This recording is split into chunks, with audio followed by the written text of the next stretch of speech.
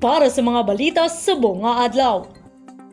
BFP 6 naglunsar sang Oplan Paalala kontra sunog sini nga holidays. Para malikawan ang sunog sa tion sang holiday season, nagpagawa ang Bureau of Fire Protection sa Reyon 6 sa mga pahanumdom sa publiko. Likawan ang paggamit sang barato kag substandard nga Christmas lights. Patio ng Christmas lights antes magtulog. Kag kun magalin sa balay, kinahanglan patio ng tanan nga electrical appliances kag switch off ang main valve sang LPG tank. Wala man nagapugong ang BFP 6 sa mga pumuluyo sa paggamit sang firecrackers. Apang kung magamit sini, siguraduhon nga sa designated areas lamang. Para naman sa may mga balay human sa light materials, pwede nila mabasa ang ilang nga balay agud malikawan ang kalayo kung ang firecrackers magtupa. Siguraduhon man nga sarado ang tanan nga bintana. Alas 9 pa lang sa gabi, December 31, 2023, pamasko na natin ini para kung may matupak dara ng mga puwetes or any kinds of fireworks or firecrackers, hindi masunog ng atong balay kay basa. Sunod sa BFP 6, may 3 ka proseso sa pagkuha sang permit para mag-manufacture sang firecrackers. Una, magkuha sang Fire Safety Inspection Certificate sa BFP. Dayon magkato sa Philippine National Police kag Local Government Unit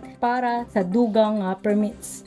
Masubra 300 million nga balor sang shabu na kumpiskar sang PDEA 6. Naglabot na sa 307,1,647 pesos ang balor sang shabu nga nakumpiskar sang Philippine Drug Enforcement Agency sa tuig 2023. Asis sa panaysayon ni Maria Graciela Tanalion, Information Officer sang PDEA 6. Hugot nga ginabantayan sang ahensya ang mga ports kag iban pa nga points of entry para hindi makasulod ang illegal nga droga sa Western Visayas ilabi na sa Iloilo. Iyan nasambit nga alarming para sa publiko ang kadakuon sang droga nga nakumpiskar sa mga operasyon. Apang kung lantawon kadalagan nini, bangod na punggan ang mas paglapta sini sa mga komunidad. Para sa Panay Balita, ini si Jen Baylon, ang inyo ka-PN.